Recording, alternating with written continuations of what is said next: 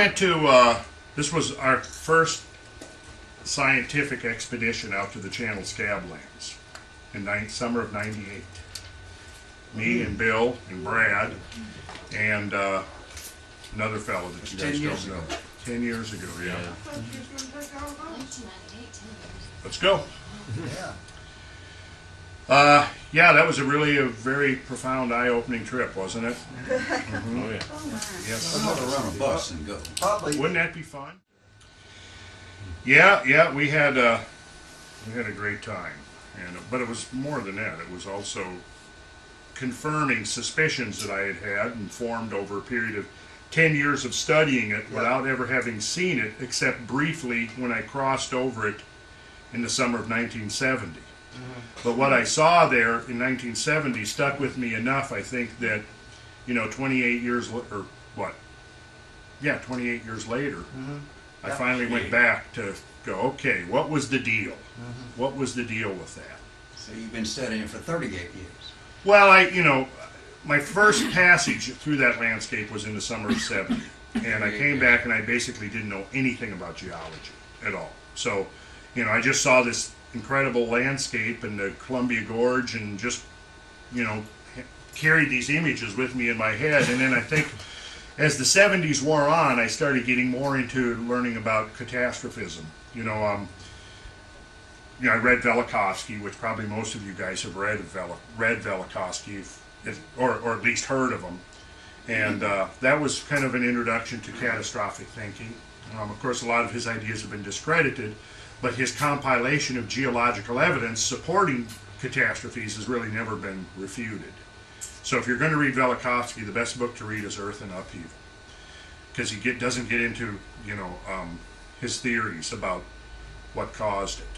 I don't think his theories really hold up as far as Mars and Venus being only in their orbits for 2,000 or 3,000 years and so forth. Doesn't make sense. But his compilation of evidence about geological catastrophes was way ahead of its time. Plus his interpretation that the whole experience of surviving these catastrophes was still being carried around with us in our psychic baggage. That it was part of the trauma of the early human race to having gone through these experiences, has basically led to a lot of, psychic discord in the present day, because we're still, in a sense, carrying that, whether it's a genetic imprint that, genetics wasn't a metaphor back then when he was writing the book in the 50s, but, however you want to think of it, we as a species are still carrying that memory, that racial memory of having probably more than once come to the verge of extinction because of these great catastrophic events. What was the name of the book? Earth in Upheaval. And there's another, Worlds in Chaos. See, Ages in Chaos. Now, see, that's the one where he tries to get into coming up with a theory to explain these catastrophic geological events. And I think that's where he blows it. Because he tries to say that Venus and Mars were spit out of Jupiter less than 4,000 years ago. And, if you look at the physics, and Jerry, I think you would confirm this, if you look at the physics of it, to get from a highly erratic orbit, such as you would expect if it's chaotically expelled from Jupiter, to get from that to a perfectly, round. Exactly. It's just the physics of it are If it was basically impossible. Only... Yeah. So, I'm actually not recommending Velikovsky. If you want to read the best catastrophism work out of that era, say from the 50s to the 70s, was the work by Charles Hapgood, by Charles Hapgood. Thank you. Path of the Pole. Yeah. That's the best book on catastrophism. Now, what he does in there is he basically in the mid 70s they didn't have the knowledge of the cosmic environment that we have now. So he was looking for purely terrestrial-based phenomena, and what he concluded was that there were lithospheric, sudden shifts of the Earth's lithosphere that caused displacement of the poles. And, Velikovsky talks about pole shift, but in Velikovsky's scenario, it's the entire mass of the planet. And again, from a physics standpoint, that doesn't make a lot of sense, because the inertia of the spinning planet is so profoundly great that it would take much more than an off-center ice cap to cause it to change on its axis. But then Hapgood came along and said, well, it's not the whole mass of the Earth, it's only the Earth's outer crust that moves. And what he offered as a possible trigger mechanism was an overloaded, eccentrically loaded ice caps at probably both poles, causing a migration of the Earth's crust. And in some ways, his theory goes a long way towards explaining a lot of phenomena, because we've talked about in here the planet is an ovoid, it's an oblate spheroid, which means it's bulged around the middle. So if you try to displace the Earth's crust, what that means is because the polar axis, the polar radius is 13 miles less than the equatorial radius. So as you slide the crust, that means that the crust at the equator moving towards the pole is going to get compressed, and from the pole moving towards the equator it's going to stretch. And so he used that to explain the compression as building the mountains, and the tension as the crust moved over the equator and passed over the bulge was he attributed to the opening up of rift valleys. And he was the one who pointed out that if you actually took a giant compass and set at the center of the Lake Wisconsin ice mass, which was generally in Hudson Bay, and drew a circle around it, the known extent of the ice sheets pretty much filled an area, a circle, that would be equivalent in size to the Arctic Circle. And here was the center of the polar ice mass at Hudson Bay. So his theory is that Hudson Bay, during the Ice Age, was at the North Pole. And it was a displacement of roughly 30 degrees of the Earth's crust moving off the North Pole, moving the center of the ice mass 30 degrees south, that triggered the sudden melting. That was his theory. And in his book, his first book called Earth Shifting Crust came out in 1958. In that book, that's where he theorized that it was off-center ice masses accumulated at both poles that triggered the migration of the lithosphere. When he came out in 1976 with Path of the Pole, he refuted that idea. In his introduction, he goes in and he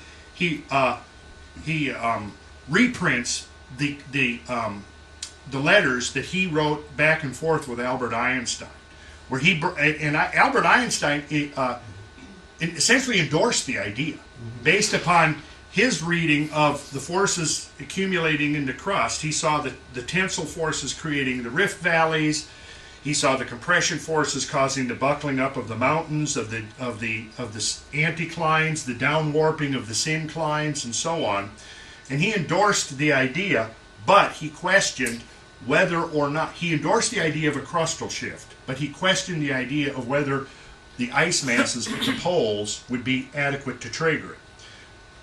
Hapgood then went back and re-examined the theory, and in his second edition of the book, he refuted that theory and says, I still believe the empirical evidence overwhelmingly supports a shifting of the Earth's crust, but I no longer think that the ice masses were sufficient to do the job, and it has to be the result of some kind of internal forces of the Earth, without being specific as to what those internal forces were.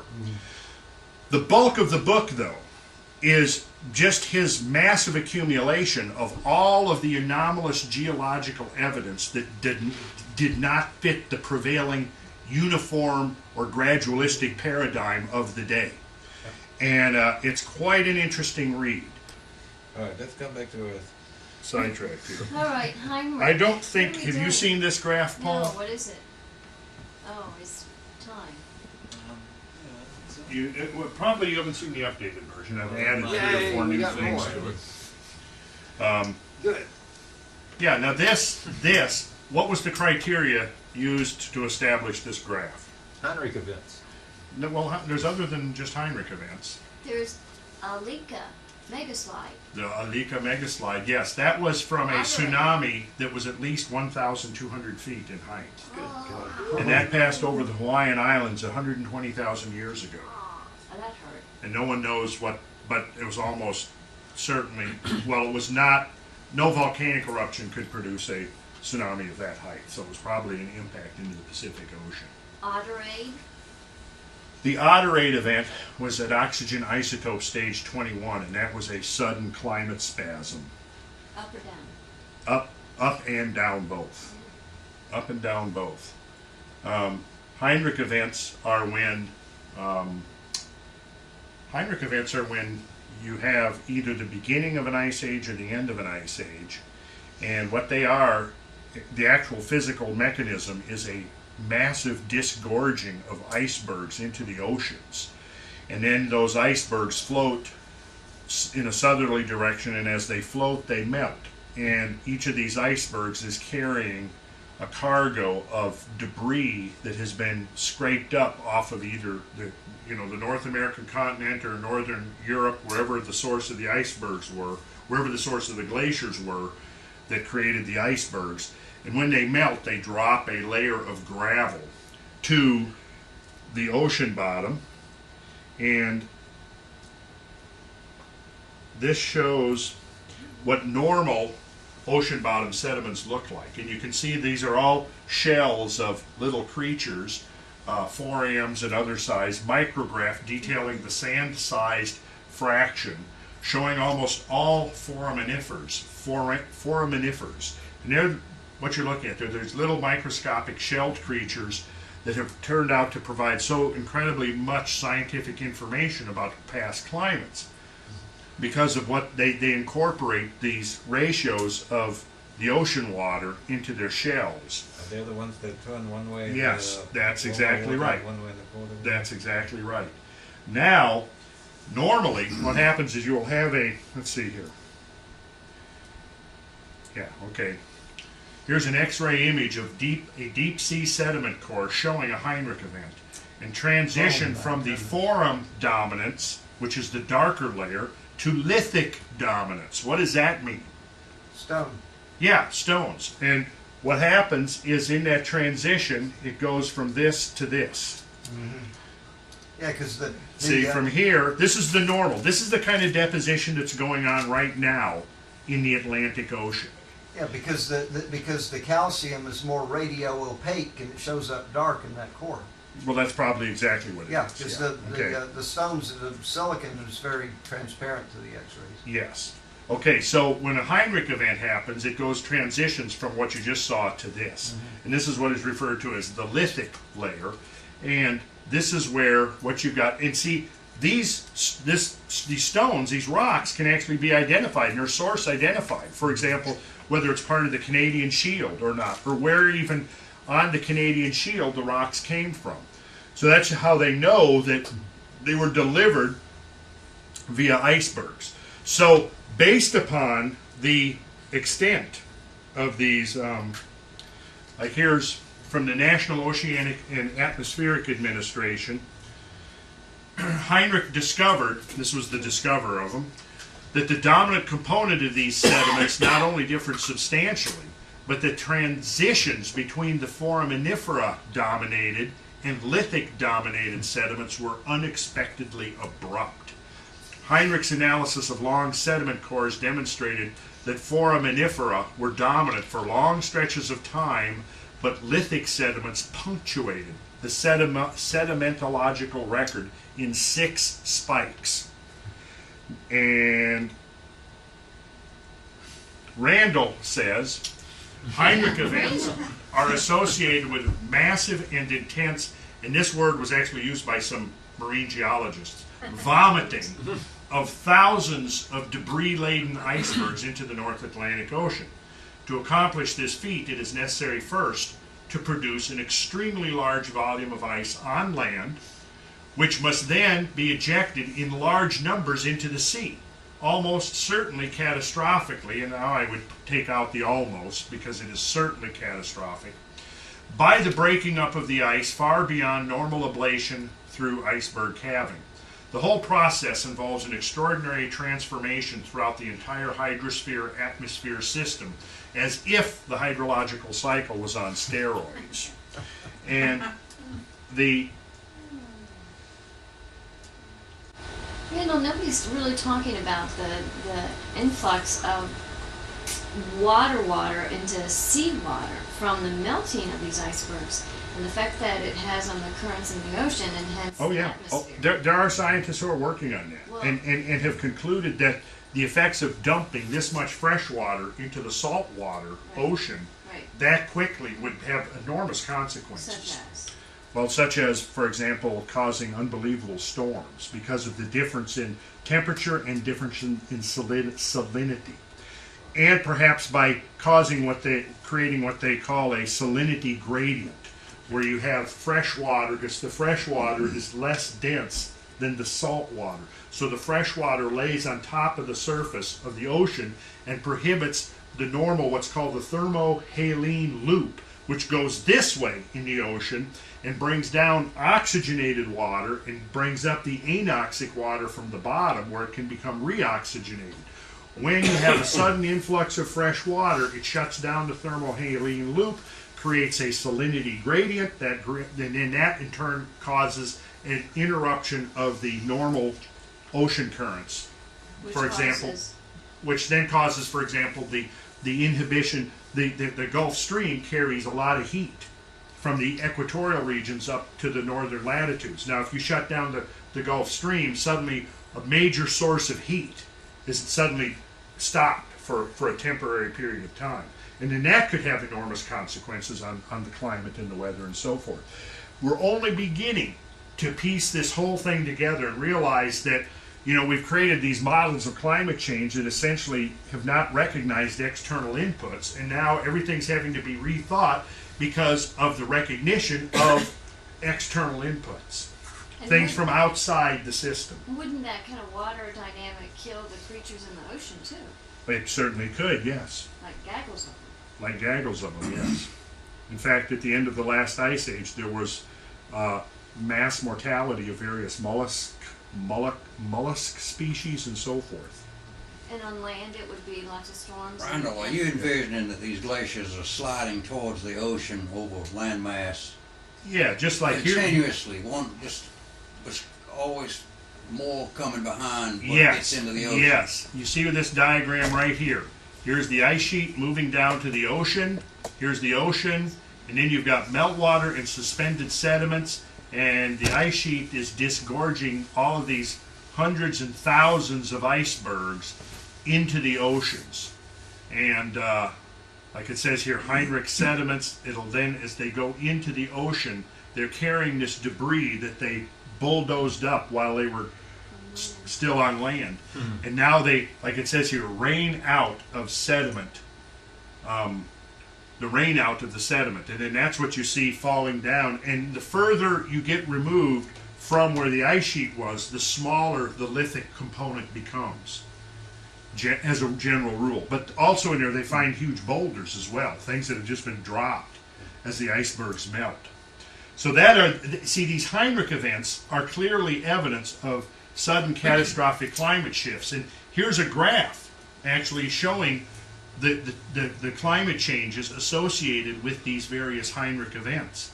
And each one of these represents a massive influx of this lithic component into the deep sea sediments. Even an iceberg the size of a small state like Connecticut isn't going to raise ocean levels beyond a minuscule amount. But to some little degree, that would be true. That Yeah. it drops the stuff. But the sum total of the whole process, I mean, a given few icebergs probably isn't going to make a measurable difference in If ocean it's levels. thousands of them. But thousands of them over a period of time, weeks or months, yes, that certainly could, I would What think. about that big sheet that just broke off recently? Yeah, and I mean, that hasn't, I don't think, changed. Has that changed ocean levels any measurable amount? Yeah. This is showing the red dots are where basically you can see Laurentide ice sheet up here in Greenland, and the red dots are showing where scientists have extracted these cores from. So there's been dozens of these core extractions that have shown that there are these, as they're called, Heinrich layers. And each Heinrich layer then is associated with some abrupt climate change. And have they traced them to times? I'm assuming they have. Yes, and that's what I have put. Okay, See, that's that the was the graphic. basis. The graphic. I got you. Yeah, sites exhibiting Heinrich events or events synchronous with Heinrich events. Now, what's happening now, see, is they're correlating a lot of the Heinrich events with other things that have been independently identified, changes on land and so forth. And it's this confluence of these different bodies of evidence that is clearly pointing to the fact that the Heinrich events do represent globally catastrophic climate changes. And so in this graph, what I have done is my criteria for this graph here is picking events which seem, by all the evidence available, to have a magnitude and severity sufficient to terminate modern civilization. That's the criteria I used. Or to at least have a profound effect on modern civilization, were any of them to happen today. I mean, you could pick any event. The Toba super eruption in 72,000 years before present, pretty much the consensus is now that caused the near extinction of humans. Now, an event that would cause the near extinction of humans is probably also an event that would cause the termination of civilization as we know it. But that's the criteria. The scale goes back 144,000 years, and in there I've got basically what? 1, 2, 3, 4, 5, 6, 7, 8, 9, 10, 11, 12, 13, 14. I've got 14 separate events in 140,000 years. So that's an average of every 10,000 years. But if you look at, we've been talking in here about the great year, the mythic concept of the great year, and how long was that in round numbers? 25, in round numbers, 26,000. Now, if you notice the timing on this, you'll see that the onset, the last great sudden expansion of the northern hemisphere ice sheets, occurred at 26,000 years ago. And simultaneous with that occurrence of the climate shift in the northern hemisphere that manifested as the onset of the glacial age, in the southern hemisphere it was the final extinction of the Australian megafauna. Now, current theory does not connect the extinction of the Australian megafauna with the sudden onset of the late Wisconsin Ice Age in the northern hemisphere.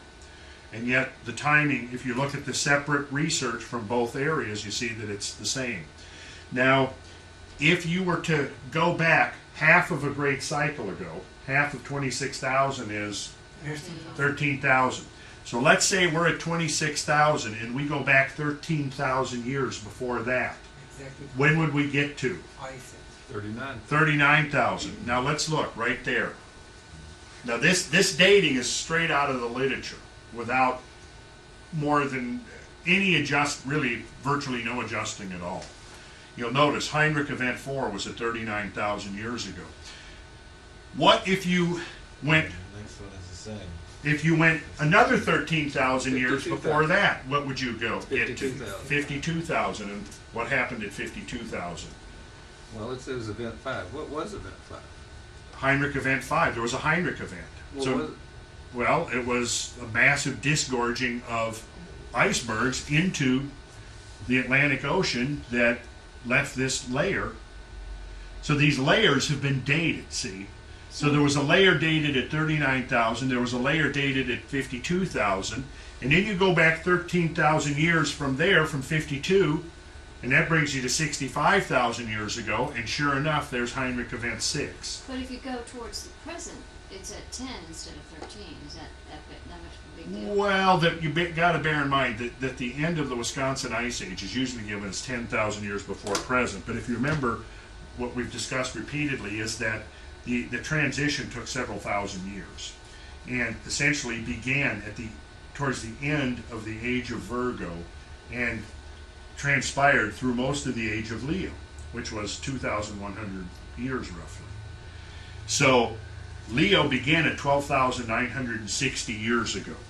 You remember the graph I've shown you? Where is that graph? You've seen the graph. You know which graph I'm talking about. This one right here. Yes.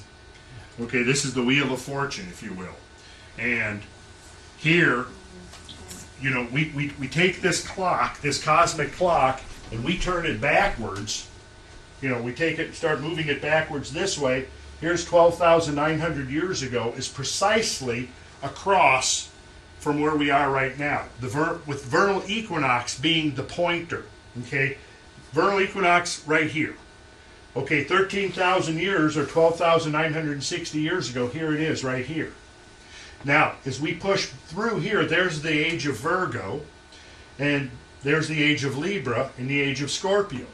Now, if you read about the Ice Age, what you'll read is that the last pulse of glaciation, the Lake Wisconsin, went into its coldest, most extreme period right here. And then right here it began to warm. And the glaciers worldwide began to shrink with this warming, because it was almost as if the climate was naturally warming in the age of Virgo. But then, somewhere right around here, that natural slow warming was interrupted by a catastrophic event. And that catastrophic event involved the influx of massive amounts of meltwater into the world's ocean basins, and a sudden rise of sea level, and a global mass mortality of coral reefs. And in the temperature records, that's associated with an extreme climate, a spasm of climate warming. Shortly after that, after this massive pulse of climate warming, 15 to 20 degrees Fahrenheit, the climate jolted back into the depths of full glacial cold. Then, about 1,200 to 1,400 years later, there was a second spasm of warming, and that spasm of warming seemed to trigger the end of the Ice Age, because whatever happened the second time, the global Ice Age climate didn't recover from it. And we were on our way out of the Ice Age. But by the time we get into the age of Cancer, we're out of the Ice Age. Now, there was residual ice left over from the ice caps that survived into the age of Cancer, that continued to melt away according to normal pacing. But the age of Leo was characterized by these two gigantic melting events that required a source of energy from somewhere that has not yet been identified. But I showed you guys that 2 weeks ago. Oh, Randall, you said equinox, but it says solstice up there. Where? Well, that's because you're looking at, that's the annual, now the winter solstice comes in the age of Aquarius, or on the cusp. Okay, but these numbers are the same wheel, but the wheel of, see, I just used the wheel of the zodiac. See, so these numbers represent the precessional cycle. And now, yes, the winter solstice is down here, associated with Aquarius. Where are we? Sir? Where are we now at this moment? That's 0. 0. Yeah, this is 0 right here. And the dark, does that mean we get to go in an ice age? So maybe Yep. we do need to meet the hobbits? Well, here's the graph. You've seen it, but it's such a powerful, important graph. I'll show it again. If you recall, the dashed white line represents the previous earlier model of glacial disappearance and melting, that it was a slow curve that started gradually, increased gradually, and then over a period from, they're showing 18,000 years ago to 2,000 years ago, basically a smooth curve. So that was the older model. Then they did these coral reef studies, and this was the newer model, showing that there were these two massive spikes of fresh water discharged into the ocean, and it was those two meltwater spikes that constituted a large share of the total melting of the ice caps. And how many years are between each spike, did you say? Probably around 12 to 1400 between the two spikes. Now, the disappearance of the great Ice Age megafauna largely was confined to precisely between those two meltwater spikes. Almost as if whatever happened on the first one was the first blow that weakened the planetary ecosystem, and then the second spike was a second blow that was pretty much the knockout punch and left all of the great megafauna as extinct species. And then you've seen this graph. Now this is the graph that all of you should burn into your brain. These are climate changes. To the left is cold, to the right is warm. You know, I mean, this right here shows the whole lie of this anthropogenic global warming BS that everybody's getting hysterical about. All you have to do is look at this and go, the magnitude of this wavelength here represents 2 to 3 degrees. 2 to 3 degrees, right? We're talking about, since the Industrial Revolution began, 3/4 of a degree increasing in warmth since 1850. Well, so that represents like one of these, you know, that's like this right here at my fingertip. Now, if you look at this, is there any point in the last 10,000 years where the climate hasn't either been warming or cooling, warming or cooling, warming or cooling? Is there any place here where this graph is smooth, showing a steady state climate? No, not at all, not at all. Now, as you trace this down, the one thing that you should notice is that the magnitude generally, other than that anomalous cold spike right there at 8,400 years ago, from here to here, the magnitude seems to be somewhat smaller. Once you get here to about between 5 and 4,000 years ago, in the latter part of the age of Taurus, there was a cooling of the climate and also a slight increase in the magnitude of the shifts back and forth that began right here. And then you can see that the magnitude of those shifts has been greater coming up to now. And in fact, there's nothing to indicate that the magnitude of the last century or two, which is the top, is any greater really than what's come before it. Now, notice carefully what is happening down just when we go past the 10,000 year threshold. Goes back 240,000. Was that all? Well, this is from the Greenland ice core, and the Greenland ice sheet isn't that old. But if you look at the trend right at the bottom, you see it's starting to drift over to the cold side. Okay, so for those that you haven't seen this is pretty interesting. Here's the same graph, but you only see the top half of it. And now we're going to go down to 10,000, and then we're going to push back to the bottom of the ice graph, and we're going to look what happens to the magnitude of the global climate changes compared to what we've seen in the last 10,000 years. Ready? Oh my God. Wow. You need to put that on your website. Now, if you look at that, I want you to call your attention to this right here at 13,000 years ago, 14,000, depending. Now, the dating here gets fuzzy as you get back because of the fact there are some distortions in the ice cores. But in any case, right here you have a massive warming right there, and then here's that return to full glacial cold. Only lasted a few centuries, if that, but then that was followed by another spasm of warming that then brought us out of the Ice Age. Now, the demise of the great megafauna was right between these two warming spikes. So that by the time this second warming spike had completed, the great megafauna had disappeared from the world stage, gone. The woolly mammoths, gone. The saber-toothed tigers, gone. Okay, now, these two warming spikes correlate very precisely with the two meltwater spikes that you saw earlier. You see, each of those two warmings correlate with one of those two meltwater spikes, almost precisely.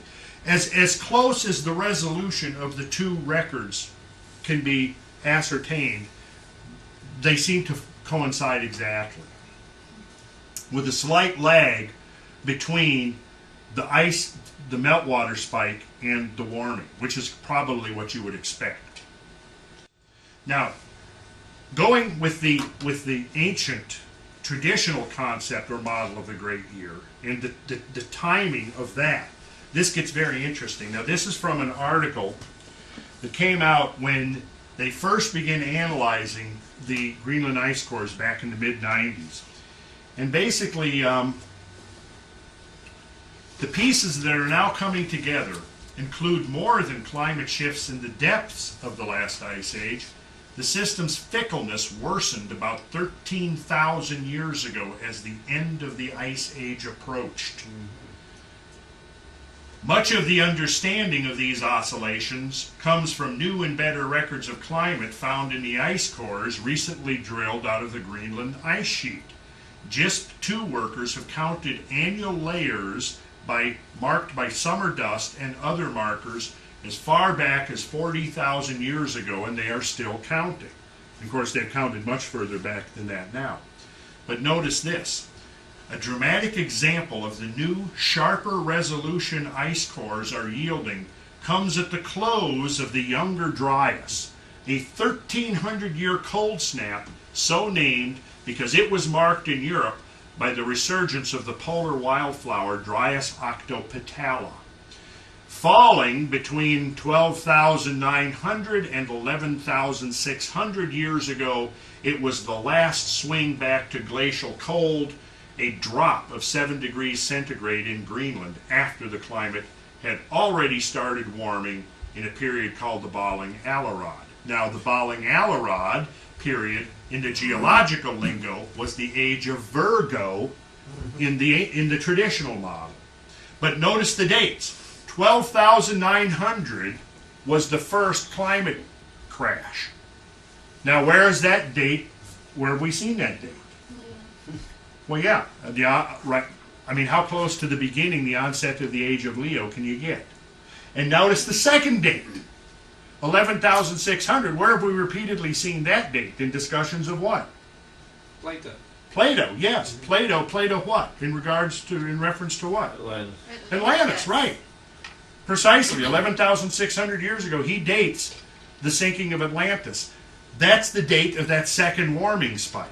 So, I mean, is this, of course, it's just coincidental that Plato gives a date that turns out to be precisely associated with a massive climate warming spike and a giant meltwater spike going into the ocean, causing sudden raising of sea level. You got to bear in mind that when these ice was melting and creating these meltwater spikes, you got to bear in mind that you didn't just have ice melting and flowing over the ground or off the ice sheets into the ocean. You also had a very large transference of water and moisture through the atmosphere. We'll get back to that. Let's read the last section here and then let this last part of the quote sink in, because this is what was realized 12 and 13 years ago. And somewhere in the anthropogenic climate warming hysteria has been essentially lost in the shuffle. We'll go on here. They're talking about this massive spike of warming. At the end of the Younger Dryas, that would have been the 11,600 years ago, the end of the Younger Dryas, the climate jumped back toward the relative warmth of the past 10,000 years, and that last leap out of the Ice Age was a humdinger. Most of the increase occurred in a single year. Now, there is no terrestrial mechanism remotely capable of triggering a shift like that one. And that's why mainstream has not yet begun to figure it out. The well-preserved ice records of JISP 2 and GRIP are also making it clear that this abrupt shift from cold to warm was virtually a replay of something that had happened many times before, during the Ice Age itself. So it wasn't totally anomalous. This is something that's been ongoing in the history of the Earth.